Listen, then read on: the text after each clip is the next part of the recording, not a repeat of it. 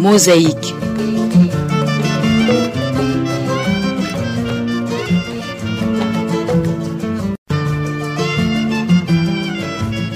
Mosaïque.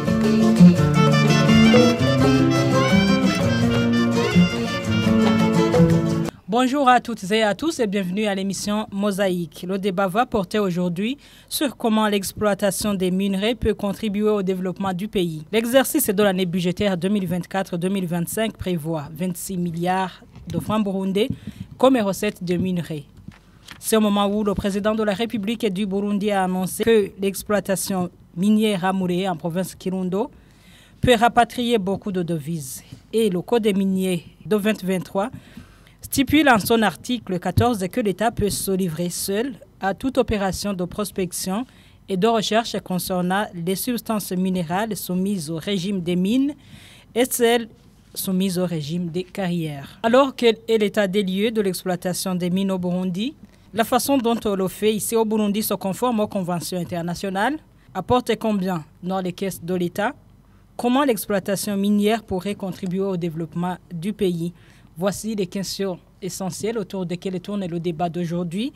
Animé par Vestine Boutoui, sur le plateau, nous sommes avec trois invités. Il y a Gabriel Rufsili, président de l'Observatoire de lutte contre la corruption et les malversations économiques, Olicom en sigle. Bonjour, Monsieur Gabriel. Oui, bonjour. Je salue aussi les personnes avec qui nous partageons le débat, mais aussi avec les auditeurs et téléspectateurs. Encore une fois, bienvenue. Merci beaucoup.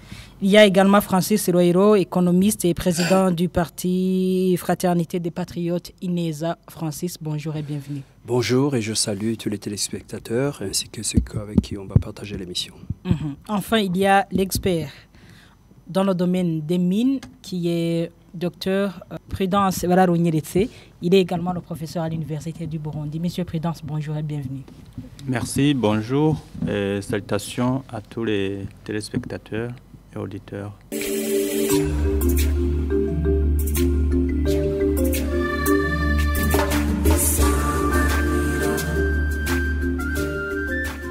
Pour ouvrir le débat, la première question s'adresse à Dr Prudence Bararunyeretse qui est l'expert.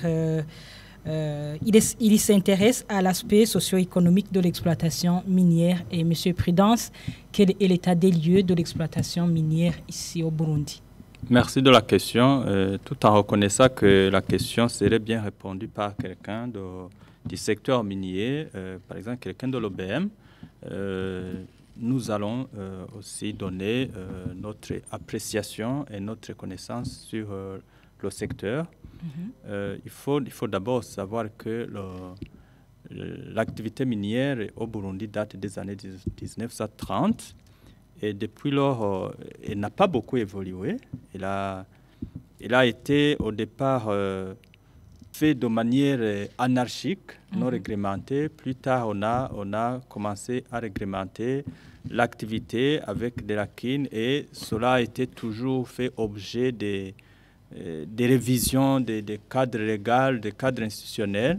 Et ici, je voudrais, la dernière étape saluer, c'est la mise en place, par exemple, de l'OBM en 2016, qui a une mission de tout ce qui a trait au contrôle, au suivi et à l'organisation de l'activité minière au Burundi. Alors, s'agissant donc de ce qui se fait aujourd'hui, il faut savoir que, comme on l'a toujours dit, le Burundi a un potentiel minier important avec des ressources minérales variées et distribuées un peu partout dans le pays. De façon globale, c'est exploité de manière artisanale avec des moyens rudimentaires, ce qui ne permet pas de gagner beaucoup. Et il y a une exploitation de l'or dans différents coins du pays, si je peux dire dans les provinces de Muyinga, Cibitoke et d'autres provinces aussi. Dans Kirundo, il y a exploitation de l'or. Il y a les coltans, la castérite qui s'exploitent dans différents coins du pays, comme on en connaît à Kayanza, à Kirundo. Il y a il y a les wolframites qui s'exploitent aussi dans différents coins du pays. Mais on ne peut pas être exhaustif, mais on ne peut pas aussi oublier qu'il y a d'autres gisements, comme les terres rares, l'antanite, qui ont fait objet d'exploitation et puis qui ont été suspendus avec, je crois bien, il y a bien longtemps, c'était exploité à l'époque coloniale. Et plus tard, on a arrêté, mais récemment, on avait aussi une exploitation ici dans la province de Bujumbura qui est actuellement aussi suspendue.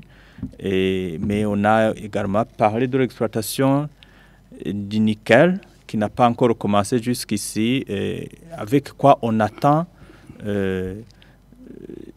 un profit important pour l'économie du pays, mais qui reste non exploité jusqu'à aujourd'hui. Alors, en un mot, on peut dire que l'exploitation minière jusqu'à aujourd'hui n'a pas connu une avancée significative. Pourquoi, selon vous? Je pense qu'il y a beaucoup de défis, on y reviendra. Il y a beaucoup de défis qui ont fait que ça ne puisse pas avancer aujourd'hui. Et je pense que dans les questions suivantes, on va en parler. À vous, M. Francis Rohero, qui est le président du parti Fraternité des Patriotes INESA, et également expert en économie. Est-ce que l'exploitation minière devrait être accompagnée par quelle politique?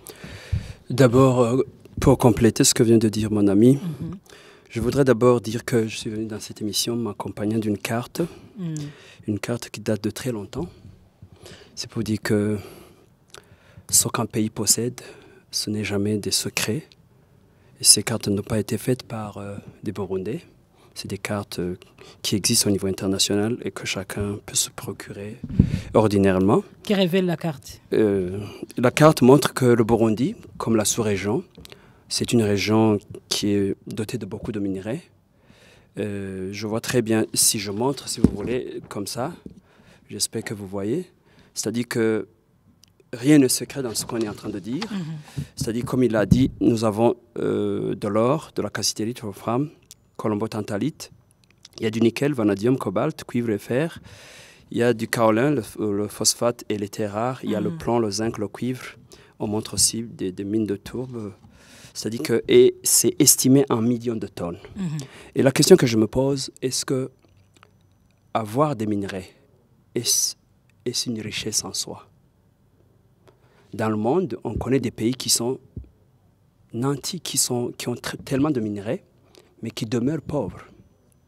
On sait aussi que dans le monde, il y a des pays qui n'ont pas de minerais, mais qui sont très riches.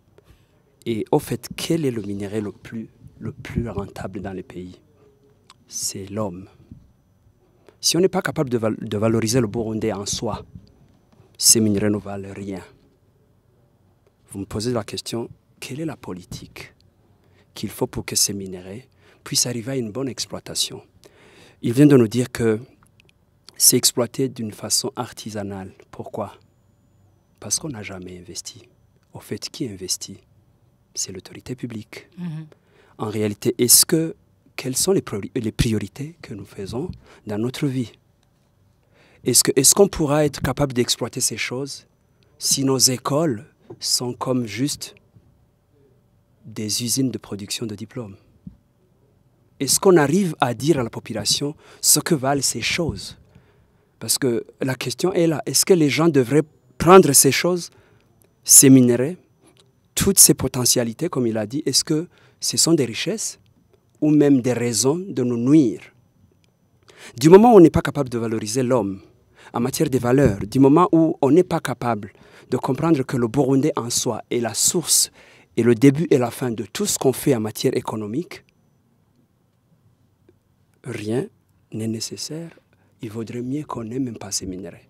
Alors les minerais ne sont utiles que quand la gestion des ressources humaines est organisée de telle façon que chaque Burundais se sente heureux à comprendre que les mines, les minerais, et pas seulement cela. Parce que si on fait ce qu'on appelle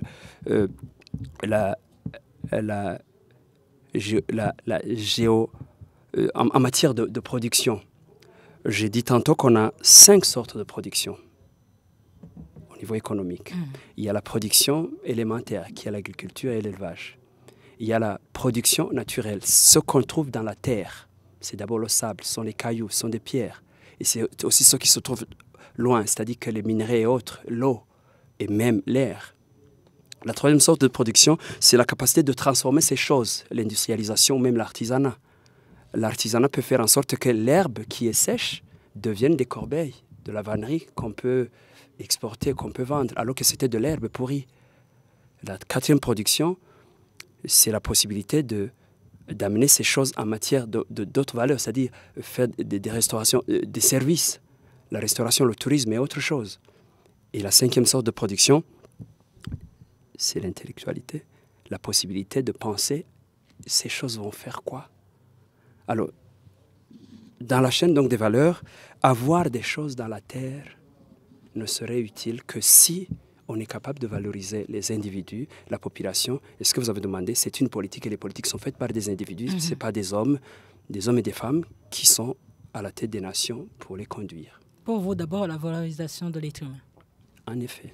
À vous, monsieur Gabriel Elofsiri, est-ce que l'exploitation minière était faite de façon transparente? D'abord, je dois vous dire que l'activité minière est cadrée partout dans le monde entier. Elle est cadrée par des lois à travers lesquelles l'autorité doit se soumettre en vue de valoriser donc le secteur et partant d'aider les citoyens. Ici au Burundi, on a un code minier. D'abord, il y a la politique minière. Ça, c'est le premier document. Ce document existe. Il y a le code minier. Il y a aussi, je ne sais pas si c'est encore déjà, le texte d'application de ce code minier. Tous ces documents, on voyait toujours des lacunes, à part que cela, dans la plupart des cas, était fait sciemment. Quelle lacune, par exemple? Par exemple, il n'était pas possible de voir un texte, un code minier, qui donne à l'État, s'il y a une société qui est créée par les étrangers, je crois que le Burundi avait, je ne sais pas si 5% ou 2%, chose comme ça, qui est la part du gouvernement. Alors que c'est l'État qui possède la matière première. Mais en fait, les lacunes qui se trouvent dans les textes sont très nombreuses, d'autres points que actuellement, il est même inutile d'y revenir parce que le problème, si vous voulez, ne se trouve pas à ce niveau. Le problème se trouve à plusieurs niveaux, comme mes prédécesseurs viennent de l'évoquer. Mais aussi, je dois vous dire que l'activité minière n'est pas seulement gérée au niveau local, c'est géré même au niveau international. Parce que on montre que l'activité minière est souvent source de conflits dans des pays. Ce que nous remarquons souvent dans les pays voisins comme le Congo, tout près de nous. En un mot, en répondant à votre question, je dois vous dire que, à part ces textes que je viens de vous parler, il y a d'autres textes au niveau international. Au niveau de la CRGR, on parle de 6 outils de gestion minière. Parmi ces 6 outils, donc c'est au niveau de la CRGR, au niveau de ces 6 outils, il y a un outil qu'on appelle ITIE. ITIE, c'est l'initiative des industries extractives. Le Burundi avait tenté à mettre prise d'y adhérer, mais comme le Burundi n'était pas prêt pour la transparence, il a arrêté en cours de route ce processus. Certes, il a adhéré à quelques outils de la sous-région, de la CRGR par exemple. La CRGR, c'est la conférence régionale pour la paix et la sécurité dans la région de Grand Lac. Parmi ces outils, comme je le disais tantôt, il y a la certification des minerais. En principe, les minerais qui sont exploités dans un tel pays doivent être certifiés jusqu'au lieu de vente de ces minerais. Malheureusement, au Burundi, ce n'est pas le cas. Malgré qu'il a signé ces conventions. Souvenez-vous que le président actuel a suspendu toutes les conventions qui avaient été signées par le gouvernement qu'il a remplacé, si je peux le dire ainsi. Quelles ont été les accusations? Vous avez entendu, vous tous, fraude, vol. C'est ce qu'il a accusé, donc ceux qui avaient signé ces minéraux. Rolicom me le disait tous les jours. Donc c'était vrai. C'était vrai. Oui, ce sont des voleurs qualifiés qui géraient ces conventions. On le disait, on montrait, ils volaient depuis les conventions d'exploration, je dis bien, les conventions d'exploration jusqu'aux conventions d'exploitation. Donc, imaginez, on payait sur chaque convention d'exploration entre $100,000 et $200,000. L'OLICOM le montrait tous les jours, mais les autorités ne voulaient pas nous écouter. Donc, le secteur minier est un secteur sensible qui doit être géré d'abord par des experts, mais aussi par des hommes dotés d'Ubuntu, de la culture d'Ubuntu. Sinon, comme mes prédécesseurs viennent de le souligner, nous avons un potentiel minier. Plusieurs études le démontrent. Moi, ici, je vais parler seulement d'une étude qui avait été menée par la BAD, qui a montré que au Burundi, donc 30% du PIB burundais, concerne seulement les minéraux. Donc c'est un potentiel qui est là, mais malheureusement qui n'est pas exploité. Pourquoi? Parce que, en tout cas, les leaders que le Burundi avait depuis l'indépendance, malheureusement, c'était des leaders qui ne voyaient pas malheureusement les propres intérêts. Donc, on n'avait pas vraiment une vision de construire en Burundi. Quand on n'a pas de la planification de 25 ans, de 50 ans, de 30 ans, avec une constance de gestion politique d'un pays, il est très difficile de penser, de développer le pays. On voit ce qu'on voit, on a ce qu'on a, parce qu'il y a une crise de leadership depuis longtemps dans notre pays. Monsieur Francis Rohero, en tant qu'homme politique, est-ce que l'exploitation minière était transparente ici au Burundi? Dire transparente, je reviendrai sur ce que vient de dire mon ami, ici à côté, M. Rofiri. Pour qu'il y ait une transparence, il faut qu'on sache qui sont devant, qui doivent faire ça. La transparence, c'est une technique, c'est une science, c'est tout à fait simple. Tout le monde sait ce qu'il faut, mais la question est de savoir qui est l'arbitre pour que cette transparence soit possible. Alors pour moi, si tu me poses la question, est-ce qu'elle est transparente? Je te dirais non. Sur base de quoi? Sur base de beaucoup de choses. D'abord, ça dit que le potentiel devrait nous donner des résultats. Il vient de le dire. Depuis 60 ans, ces choses-là sont connues. Pourquoi elles sont faites de façon anarchique? Pourquoi ceux qui le font comme il a dit, l'OLICOM? Moi, j'ai toujours lu des rapports de l'OLICOM. Ils ont toujours dit qu'il y avait des fraudes, des magouilles. Et au moins, ils font des études. Et si ces cas sont avérés et que, justement, quelques années après, un président de la République l'avoue à la face du monde que c'est vrai, qu'est-ce que moi je dirais de contraire?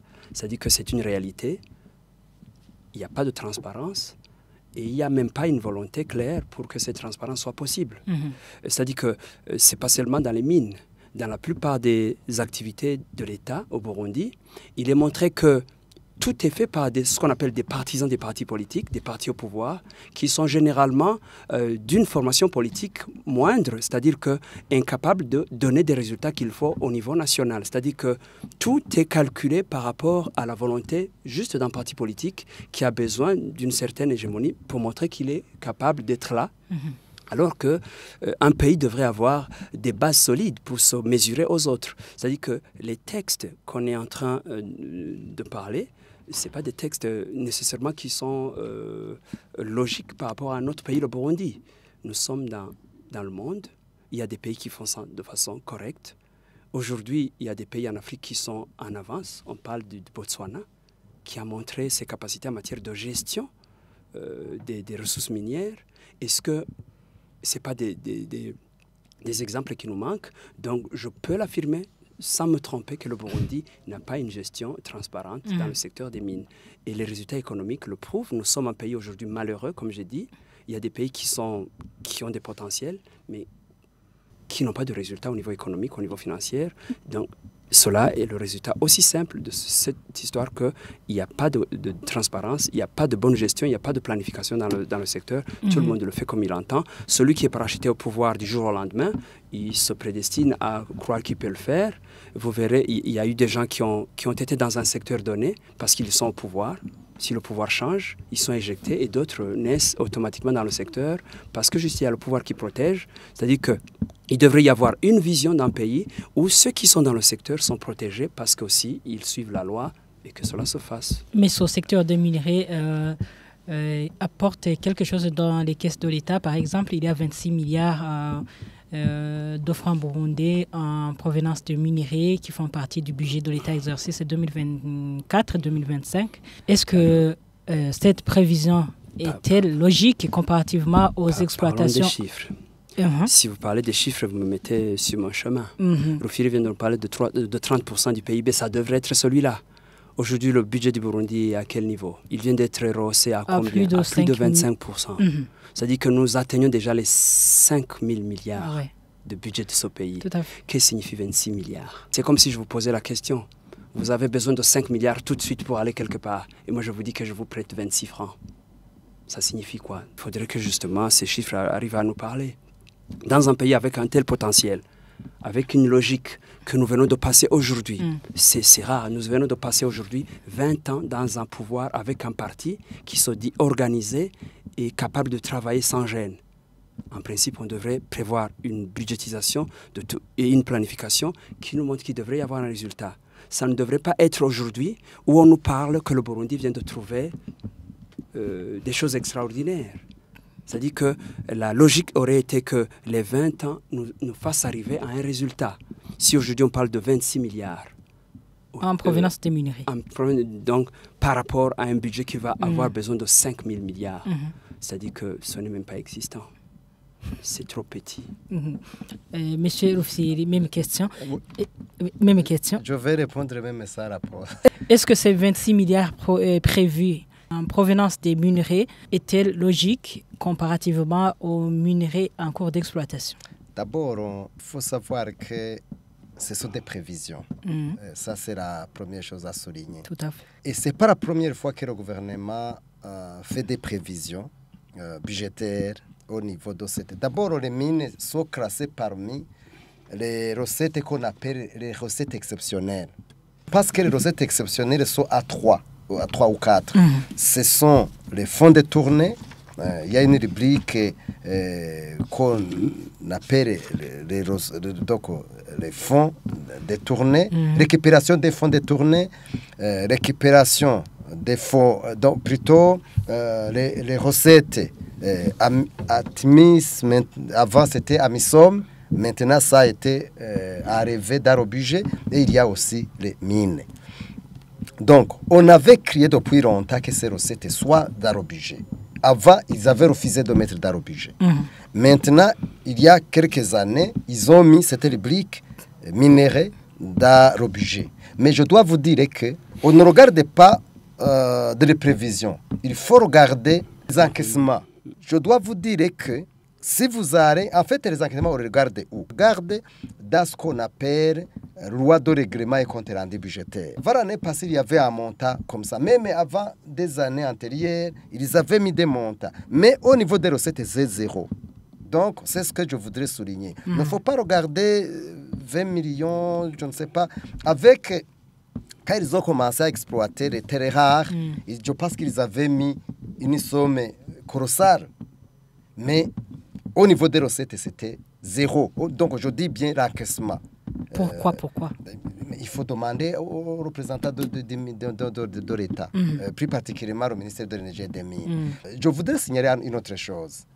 Souvenez-vous, au moment de fait Pierre Nkurunziza, Gaston était premier vice-président, Touré deuxième vice-président. Je me souviens, et vous tous, vous l'avez appris parce qu'ils ont dit cela aux médias, que ceux qui sont chargés de vendre, d'exporter les minéraux, plus particulièrement l'or, ils n'avaient pas.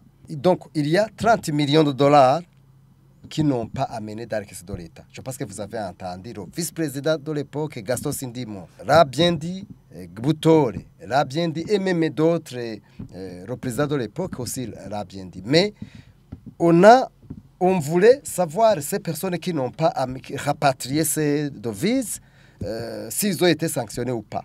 Ça n'a pas été le cas malheureusement. Donc, en fait, le flou qui est dans ce domaine, c'est le flou qu'on trouve dans la gestion générale de la chose publique. C'est ce qu'on voit. Donc, les minéraux, même si on nous dirait qu'il y a de la manne quelque part, si réellement on reste tel que nous sommes aujourd'hui, je dois vous dire, au lieu que cette manne soit, je dirais, un potentiel pour développer le pays, ça va être plutôt un problème. Monsieur le Fili, réellement, l'exploitation minière devrait apporter combien, devrait contribuer au budget de l'État? À quelle hauteur? Je viens de vous dire. À quelle hauteur? En tout cas, plus de 50% du budget général, normalement. Mais, en fait, on vous a parlé de toutes sortes de minéraux que nous avons dans notre pays. Donc, toutes ces sortes de... S'ils sont exploités, normalement, on devrait financer tous les projets d'investissement dans le pays. Si les recettes intérieures, qui se chiffrent à 2500 milliards, c'est autour de 2600 milliards de recettes au niveau interne, tout cela devait provenir des minéraux normalement. Mais malheureusement, ce n'est pas le cas. Malheureusement, ce n'est pas le cas parce que nous avons un problème de gouvernance et de leadership. Je reviens vers vous, monsieur Dr Prudence Sebala-Ronyeretse, qui est l'expert dans le domaine des mines. Vous nous avez parlé des différents sites miniers en cours d'exploitation et sur base de prévisions de ces 26 milliards prévus dans la loi budgétaire de l'exercice 2024-2025. Est-ce que cette prévision était logique comparativement à ces différents sites en cours d'exploitation? Merci de la question. Je voudrais d'abord réagir à ce que mes prédécesseurs viennent de dire. Oui, nous parlons de la gestion des 26 milliards. Nous disons c'est peu. Prévu. Oui, c'est peu, mais pour moi, je pourrais dire, attendons même que ces 26 milliards soient reçus. Parce que pour en avoir, il faut beaucoup de choses. Ici, il faut mettre sur... il faut comparer quels sont les paramètres qui peuvent être réunis pour atteindre ce pari. Parce que dans les outils de planification, si nous allons au niveau du CCRP, au niveau du plan national de développement 2017-2020, combien, au niveau de la vision de développement actuelle, on a toujours le secteur minier qui doit contribuer à une hauteur assez significative. Mais la réalité est que jusqu'à aujourd'hui, quand on évalue tous ces outils-là, le secteur minier n'a jamais atteint peut-être même un dixième de ce qui est prévu. Alors ici, on peut se demander, mais quelle est la question? La question donc, c'est qu'il faut trouver les solutions aux défis que présente ce secteur. Et il y en a beaucoup. Je pense que le gouvernement lui-même est conscient de ces défis, les partenaires sont conscients de ces défis, parce que si on voit dans l'outil de développement qui était dans la planification 2018-2027, qui était là, on avait énuméré un certain nombre de défis qui doivent être relevés pour arriver à ce qu'on attend du secteur minier soit atteint. Et dans la récente politique minière, on a également émis beaucoup de contraintes qui peuvent faire que le secteur minier ne puisse pas atteindre les résultats escomptés.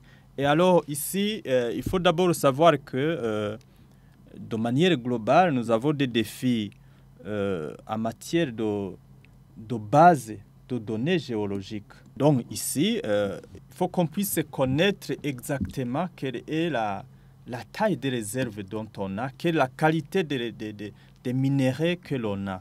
Alors ici, c'est un défi de taille parce que c'est à partir de là que l'on peut planifier ce que peut apporter. C'est vraiment un aspect important pour planifier ce que peut apporter le secteur. Je dirais qu'il y a eu, au cours du temps, il y a eu un problème d'investissement dans ce secteur parce qu'on n'a pas beaucoup investi dans l'exploration, dans la quantification de nos réserves, dans la qualification réelle de nos réserves. Donc, tout ce que nous pouvons dire qu'il y a un potentiel. Mais ce potentiel, en termes chiffrés, c'est combien? Comment est-ce que ça peut être exploité et comment? Donc, ça, c'est vraiment un défi important et il faut savoir que tous ceux qui doivent investir solidement comptent. Et alors, à côté de cela, donc, c'est un investisseur, parce que si nous disons que le secteur doit amener l'argent, il faut penser à celui qui va investir. Mais celui qui va investir, il met sur la table beaucoup de paramètres, il compare beaucoup de paramètres pour décider finalement d'investir. Alors, ici, tant qu'on n'a pas cette quantification des réserves, tant qu'on n'a pas ces données, ça cause toujours un problème parce que l'investisseur doit savoir quel sera le coût de l'extraction. Et ça, c'est un aspect important. Et il y a d'autres aspects aussi, parce que quand on connaît tout ça, ça influe aussi sur la technologie et les innovations qu'on doit mettre pour arriver à la production que l'on souhaite. Monsieur Prudence, oui. Prenons l'exemple des révélations faites à Morihe, en province Kirundo, que cette région regorge plus de 12 millions de tonnes. Plus de 12 millions de tonnes chiffrées. Oui. Est-elle possible? Moi, je ne peux pas. Sur base de quoi? Je ne peux pas nier de toute façon, celui qui a dit ça, il a une source d'information. Sur base de quoi il a quantifié? Je ne sais pas sur base de quoi, mais quand même, il y a des études qui peuvent être faites. Quand nous disons que l'exploitation avait été faite par les colonisateurs, puis ils ont fermé, sûrement que les colonisateurs avaient fait une évaluation. Et cela peut se trouver quelque part dans les archives. C'est vrai que nous avons un problème de consulter les archives, de consulter ceux qui ont... et d'ailleurs, ici, je voudrais en profiter pour dire qu'il y a des gens ici qui ont côtoyé ces colonisateurs, qui sont encore là. Ils sont morts, mais il y en a qui existent encore. On peut interroger ces gens-là, ils peuvent fournir des informations. Et sûrement qu'il y a des informations qui sont conservées dans les archives en Europe, même ici, au niveau de nos ministères, il faut qu'on ait aussi cette culture de consulter les archives pour savoir exactement ce qu'il y a. Si donc je reviens en disant que celui qui a dit ça, il a des sources, ou bien peut-être il peut avoir fait des études récentes qui n'ont pas encore été publiées, mais c'est déjà publié. Ce qu'on peut espérer, que c'est correct. Sinon, si ce n'est pas correct, ça risque de ruiner encore une fois parce que le gouvernement qui veut s'y investir aujourd'hui, il faut qu'il s'y investisse sur des bases correctes. Je pense que ces informations sont correctes, sinon ça serait catastrophique. C'est lui qui les aurait fournies. Il devrait prendre ses responsabilités vis-à-vis de la communauté burundaise. Et si toutes les conditions nécessaires sont réunies, et le secteur minier devrait contribuer au budget général de l'État, à quelle hauteur? Cette question, c'est une question compliquée. J'ai dit qu'aujourd'hui, il y a un problème de base de données géologiques en termes de réserves minières. En termes de la qualité des réserves, cette donnée manque encore. Tant qu'on n'a pas cette donnée, il est encore difficile de déterminer à quelle hauteur est-ce que le secteur peut contribuer. Mais ce n'est pas ça seulement. Je parlais de beaucoup de paramètres. Il y a des paramètres de rentabilité, il y a des paramètres de réussite, mais il peut aussi y avoir d'autres paramètres d'échec. Alors, d'où vient cette prévision de 26 milliards dans ce cas? n'étant pas le législateur ou quelqu'un du ministère, je pense quand même en partant, en essayant d'imaginer tout ce potentiel qu'on peut, et toutes les prévisions qu'ils ont en matière d'investissement. C'est eux qui gèrent, ceux qui demandent les autorisations d'exploitation.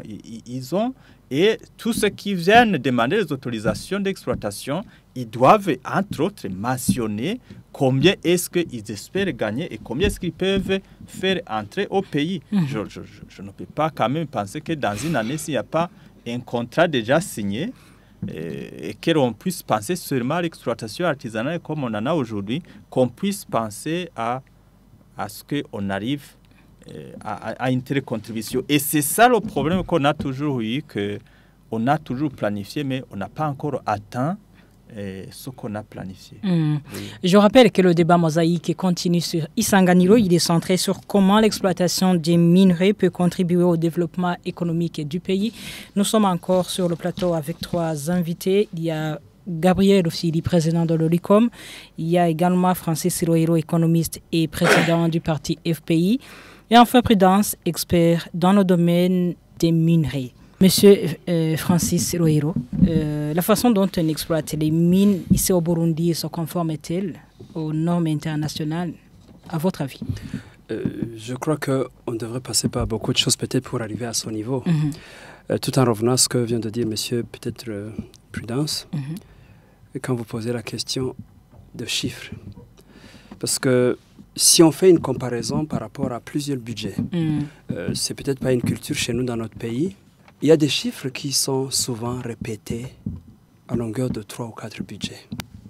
Où vous vous posez des questions, pourquoi ce chiffre est revenu 3 fois.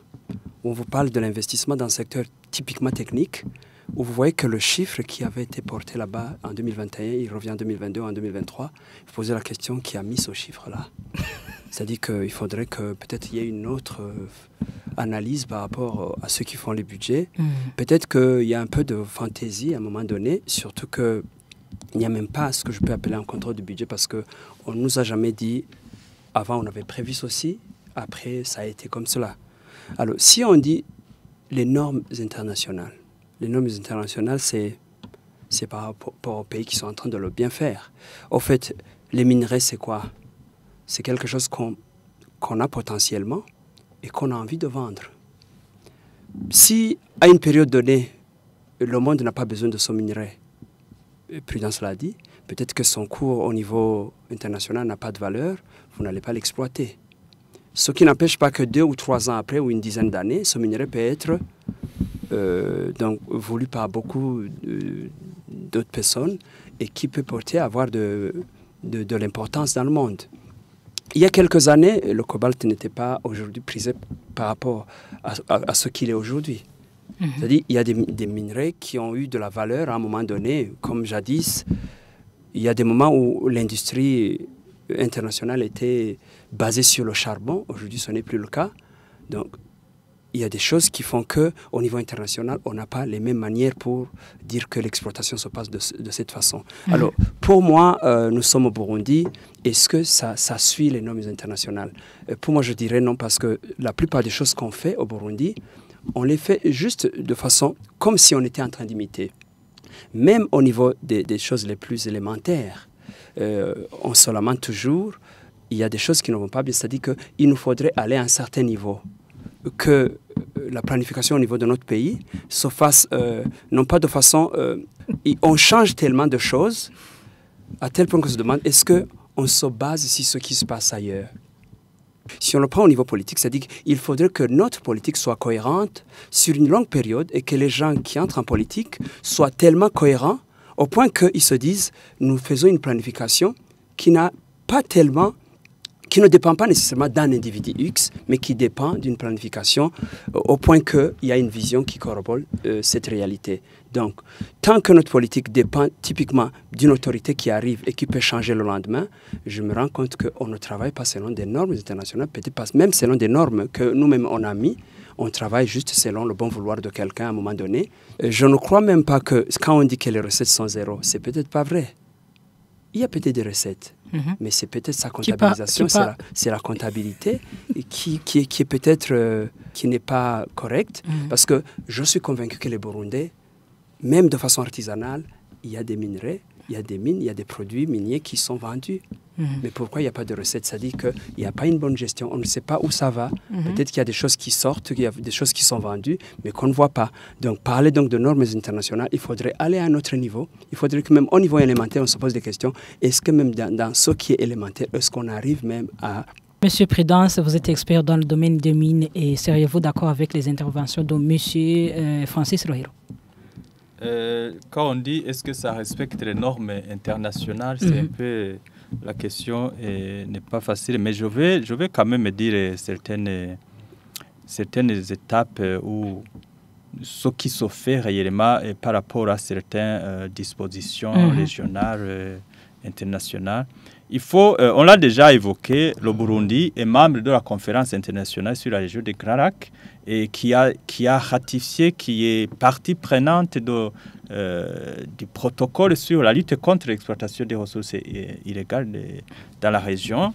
Et ici, ils ont mis en place une initiative sur la gestion des ressources naturelles, et comme on l'a dit, qui comprend 6 outils. Et parmi les 6 outils, il y a entre autres la certification régionale à laquelle le Burundi a aussi adhéré. Il y a l'harmonisation des législations au niveau régional. Là, il y a la formalisation minière. Tout ça, il y a d'autres aspects aussi, sans oublier évidemment l'adhésion, l'implémentation de l'initiative sur la transparence de l'industrie extractive qui tarde aujourd'hui. Et avec ça, donc, je peux dire qu'au niveau des régional, le Burundi étant partie signataire de tout cela, il est dans la ligne avec les autres pays de la région. Alors, cela explique que l'exploitation des mines se conforme aux règles et normes internationales. Pas du tout. Ouais, je suis en train de répondre. Alors, je peux donner un exemple. Il y a des aspects les plus importants qui sont souvent tenus en considération. Vous savez qu'à un moment donné, on a arrêté l'exploitation minière ici dans la sous-région, au Congo, mais au Burundi, il y a eu des arrêts de l'exploitation minière. Donc, tout au moins, l'exploitation pouvait continuer, mais le commerce avait connu des problèmes. Parmi les raisons, il y avait effectivement que l'exploitation minière devait faire preuve de non-participation, donc que les minéraux devaient être verts, détachés de tout conflit. Alors, tout cela, ça, au Burundi, on a subi de tels problèmes, mais aujourd'hui, je pense que ce problème n'y est pas, parce qu'on est donc dans ce processus-là. Ce problème avait été beaucoup plus avec acuité au niveau de la RDC, où on accuse l'exploitation minière de nourrir des conflits armés, ce qui n'a pas été réellement le cas ici, même si on peut aussi avoir de tels problèmes au pays, mais ici c'était pas avec acuité. Et puis il y a le guide de diligence de l'OCDE. Ce guide de diligence de l'OCDE, il a été, je dirais qu'il fait partie intégrante de ce mécanisme régional sur les ressources naturelles. Ce qui signifie que le Burundi doit s'aligner aussi dans les prescrits de ce guide. Et dans ces mécanismes régionaux, on avait tenu compte aussi de ce qui était prévu au niveau de la loi Dodd-Frank, qui disait que les minéraux exploités doivent être, le commerce, la chaîne d'approvisionnement doivent être indemne de conflit, indemne de sang, parce qu'à un moment donné, on appelait les minéraux de sang. Tout ça a eu des conséquences. Et aujourd'hui, les gens ont essayé, mais tout de même, il y a d'autres, comme Francis le disait, au niveau pratique, au niveau des conventions qui doivent exister entre le gouvernement et les investisseurs dans le domaine. Est-ce que ça suit les règles? Alors ici, il faut savoir que l'un des aspects les plus importants, et qui intéresse les investisseurs, c'est la réglementation qui doit être là. La réglementation est là. Alors, les lacunes qui y sont, ça, c'est un point qui doit être mis à table. Aujourd'hui, il y a par exemple ce problème-là que les investisseurs ont encore des réticences. Ils veulent savoir qu'est-ce que la réglementation, est-ce que la réglementation permet réellement de générer des bénéfices. Mais ça, ce n'est pas qu'on ne s'est pas conformé aux dispositions internationales. Ce sont les contrats qui doivent exister entre les individus. Alors, la réglementation est là et le cadre institutionnel de gestion du secteur est là. Et pour moi, je pense que quand même, il y a une certaine... Le schéma même de l'exploitation est là. Mais il peut y avoir d'autres problèmes. Et aujourd'hui, donc, les questions, je ne dirais pas que la grande question ne serait pas qu'on n'est pas conforme à la réglementation internationale, mais on revient dans l'aspect pratique de la mise en œuvre des réglementations ou dans les conventions qui doivent exister entre le pays et les investisseurs. Signer les conventions ne signifie pas qu'on suit les normes, parce que vous pouvez toujours signer de bonnes choses. Et les experts peuvent toujours vous présenter en tant que politique des bonnes politiques, vous les signez, mais se conformer à ce que vous avez signé, tant que c'est impossible, on ne dira jamais qu'on se conforme aux normes internationales. Qu'est-ce qui montre que l'exploitation ne se conforme pas aux normes internationales? On devrait arriver au résultat qui donne que ces minerais nous fassent prospérer économiquement. À vous, M.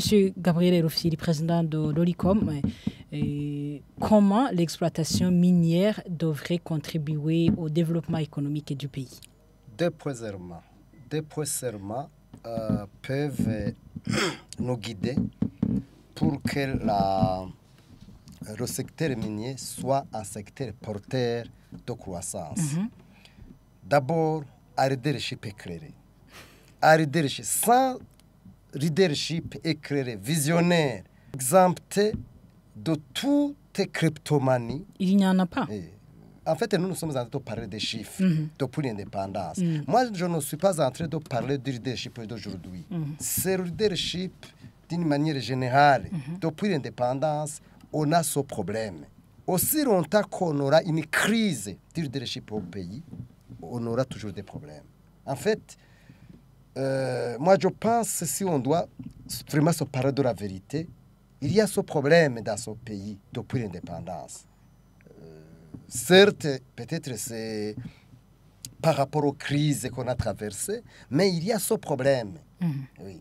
Si on a des politiques qui s'occupent de leurs propres intérêts, c'est toujours un problème. Ça, c'est le premier problème. Le deuxième problème qu'on doit vraiment chercher des solutions, c'est l'établissement, la réticulation, la mise en place des principes de la gouvernance. Quand on n'aura pas d'un système de gouvernance et de transparence qui est installé dans le pays, on aura toujours un problème. Dans l'Afrique, on parle de deux pays, du Botswana et du Ghana. On parle aussi de l'île Maurice. Mais pourquoi pas au Burundi, si vraiment nous voulons aller loin, on ne peut pas aller s'enquérir de comment ils ont fait pour arriver à un système de gouvernance.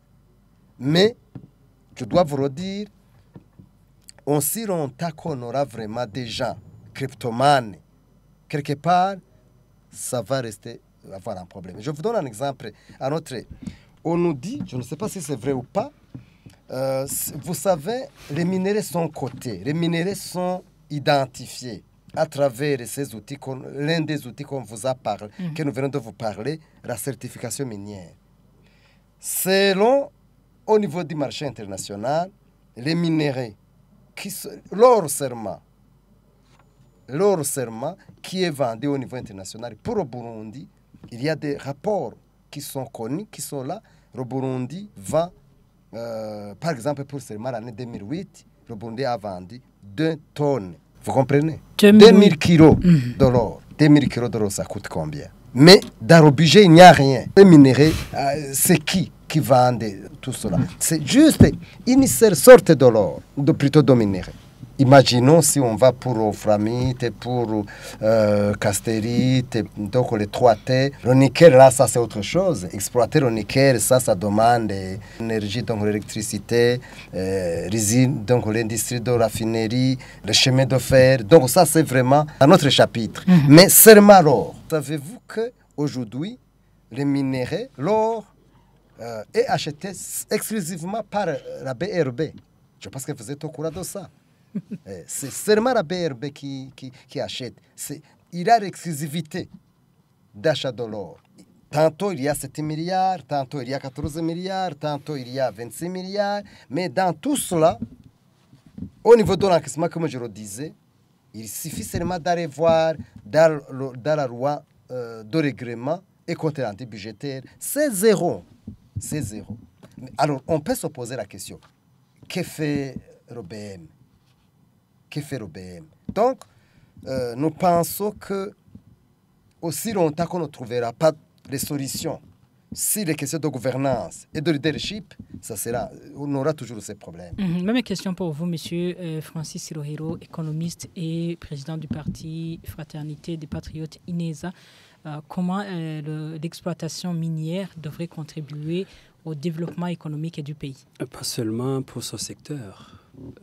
Les secteurs qui sont porteurs de croissance au Burundi, autant qu'ils pourraient être identifiés de 1 à X, le Burundi, comme je viens de le dire, doit être un bon pays gestionnaire. Et pour être un bon pays gestionnaire, vous devez avoir des individus qui le font, c'est-à-dire un leadership qui est éclairé, qui doit le faire. Et deuxièmement, ça doit être une organisation authentique, si je peux dire ainsi, parce que je voudrais seulement prendre le côté seulement politique, c'est-à-dire que le Burundi doit sortir de ce que je peux appeler un ghetto partisan, où les gens pensent que la gestion d'une nation doit se baser sur une logique de partisans. On doit s'élever à une excellence. Comme j'ai toujours dit, quand vous nous invitez ici, je viens de connaître M. Prudence, quelqu'un qui est calé en la matière, qui connaît ces choses-là. Et quand il en parle, je sens vraiment que c'est de la matière. Pourquoi est-ce qu'on ne voit pas ce genre de personnes au niveau politique qui avance et qui excelle? Parce qu'il n'a pas de carte de parti. Parce qu'il n'a pas de carte de parti. C'est-à-dire que le Burundi a tellement de techniciens qui sont capables de faire ces choses-là. Comme il vient de le dire, ces conventions, ils sont étudiées par des techniciens, mais qui va les appliquer? C'est un homme politique qui, à un moment donné, comme Rufiri l'a dit, je le confirme aussi, qui n'a pas de cœur, qui n'a pas ce qu'il a appelé d'Ubuntu. Alors, il faudrait juste un peu de grain d'Ubuntu dans ce pays et tout se gérerait ordinairement. Donc, je n'ai pas à chercher où que ce soit. Il faut que l'homme politique burundais recadre sa logique, qu'il ait d'abord une confirmation qu'il a une volonté politique, deuxièmement qu'il a une vision, et troisièmement qu'il fasse travailler des techniciens et qu'il ouvre ses portes pour que les investisseurs arrivent. Il a parlé à plusieurs reprises. L'investisseur, qu'est-ce qu'il veut chez nous? Il ne peut pas venir quelque part où il sait qu'on va lui voler ces choses. Il ne peut pas investir quelque part où il n'a pas de sécurité. Et quand je parle de sécurité, certains vous diront qu'il n'y a pas d'armes qui crient. Non, c'est aussi la protection même de ses biens par rapport à tout cela. Donc, est-ce que le Burundi est une terre viable aujourd'hui pour l'investissement? Je ne le crois pas. Donc, il faudrait que l'homme politique crée cet environnement pour que le pays soit viable. Et très facilement, les secteurs portés de croissance nous amèneraient à la prospérité sans gêne. Monsieur Prudence Severa-Runyeritse, vous êtes l'expert dans le domaine des mines. Et comment l'exploitation minière devrait contribuer au développement économique du pays? Je vais ici énoncer quelques aspects. Je ne pourrais pas être exhaustif parce que ça pourrait même être le résultat d'une étude approfondie. Même le temps file. Et oui, même le temps ne le permet pas. Mais parlons de ceci. D'abord, il faut investir dans la recherche, l'exploration minière. Nous devons savoir quels sont les gisements que nous avons, quelle est la qualité de nos gisements. Et ça c'est une donnée importante. La deuxième chose, il faut investir dans les ressources humaines. tous les documents de politique, tous les documents de planification économique en lien avec ce secteur parlent toujours de la formation, mais nous voyons quand même qu'il y a toujours des lacunes.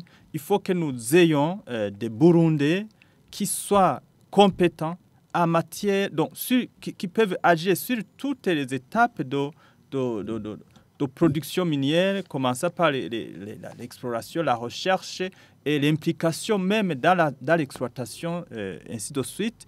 Et il faut investir dans la durabilité parce que si on ne tient pas compte des aspects environnementaux, des aspects de durabilité et ce qui peut apporter de l'importance pour les communautés, ça aussi c'est un autre problème.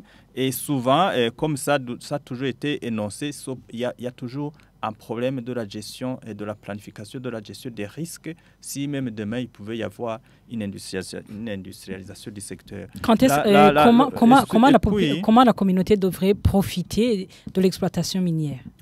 La communauté, si l'exploitation minière est faite de manière durable, elle est la première à bénéficier parce que l'exploitation minière, d'abord, elle est créatrice d'emplois et puis elle permet de redynamiser l'économie au niveau local parce qu'il y a des activités qui naissent autour et puis en fait, il y a des revenus qui sont générés et qui vont dans les communautés. Il y a des activités de développement qui se font dans le pays, les infrastructures de transport, ainsi de suite. En fait, pour que on parle d'un bénéfice de l'exploitation minière, il faut que exactement ça puisse contribuer à l'investissement dans d'autres secteurs, comme le secteur de l'éducation, le secteur des infrastructures, le secteur, beaucoup de secteurs. Donc, tout cela. Et alors, je disais donc, parmi les aspects importants sur lesquels on doit travailler, il y a aussi l'industrialisation du secteur. Pensez toujours que le secteur pourra contribuer avec l'exploitation artisanale aux moyens limités. Vraiment, ce n'est pas soutenable. Il faut penser à l'industrialisation de ce secteur. Et puis, il faut investir dans les infrastructures. Ici, c'est vraiment de diverses manières. Vous savez, par exemple, que pour le nickel, il y a eu un problème qui n'a pas toujours trouvé de solution, c'est l'énergie. Il y a les voies de transport. Bon, on y pense, je pense que bientôt ça pourra trouver solution, mais ça a toujours été un blocage. Il y a également, que le gouvernement doit investir dans ce secteur, pas attendre ce que le secteur va amener, mais aussi il faut que le gouvernement y mette des moyens pour pouvoir développer le secteur jusqu'aujourd'hui qui reste, je dirais, qui a une étape encore déplorable. Par moyen, vous voulez dire quoi? Par moyen, vous voulez dire quoi? Bon, que le gouvernement doit investir quand des nous moyens. disons par exemple qu'il faut investir dans l'éducation, ça ce sont des moyens. Quand le gouvernement doit investir dans les infrastructures, ce sont des moyens que le gouvernement doit mettre. Si le gouvernement doit investir dans l'expertise, il faut même, on peut mettre en place l'OBM.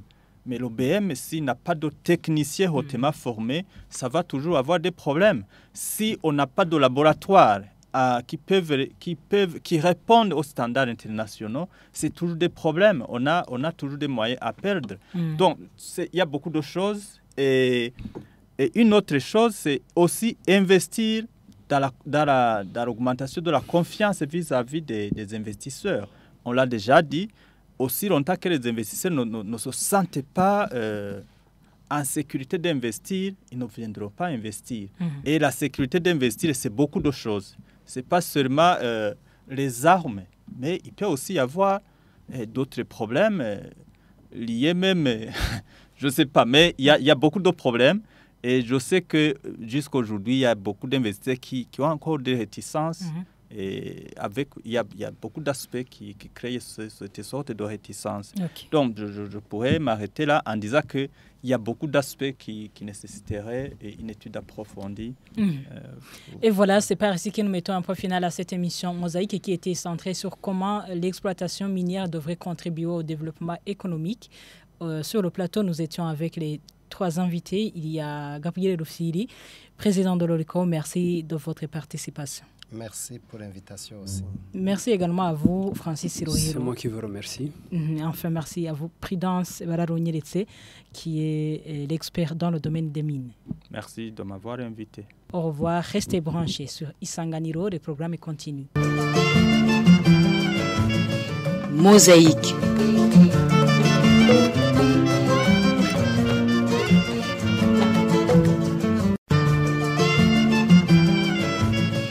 Mosaïque.